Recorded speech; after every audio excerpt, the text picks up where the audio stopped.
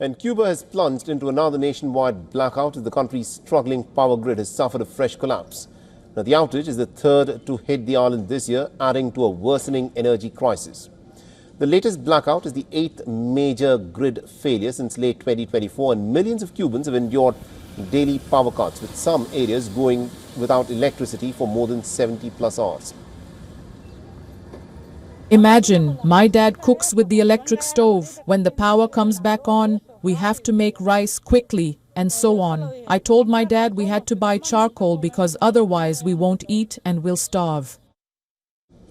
The Cuba's power crisis stems from a combination of aging Soviet-era power plants, chronic fuel shortages, and a deteriorating national grid that has struggled for years to meet demand. The situation has in fact worsened since the United States imposed new oil restrictions earlier this year. The officials say that limited fuel supplies have also reduced power generation, leaving the country with fewer options to stabilize the grid. It is desperate because there are mosquitoes, the heat. It is unbearable. Now July and August are coming, and they are months when no one can stand the heat here, and that brings tiredness. What is needed is for this to level out, for this to be sorted out already. Until when is this going to be? Because really, it can't be endured any longer.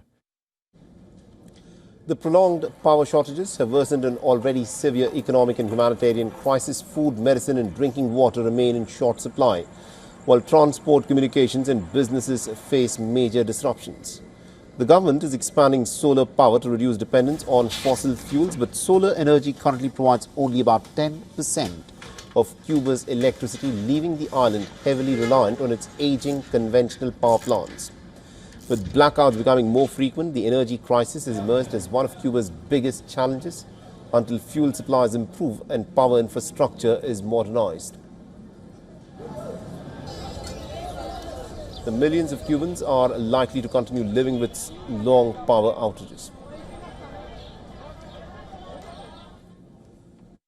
An island-wide blackout has hit Cuba as fuel reserves dwindle and the electric grid continues to crumble. Cuba only produces 40% of the fuel that it needs to keep the lights on. Other sources have run out since January, when U.S. President Donald Trump threatened countries, any country, with tariffs if they sell or provide fuel to the island, deepening Cuba's economic and financial crisis.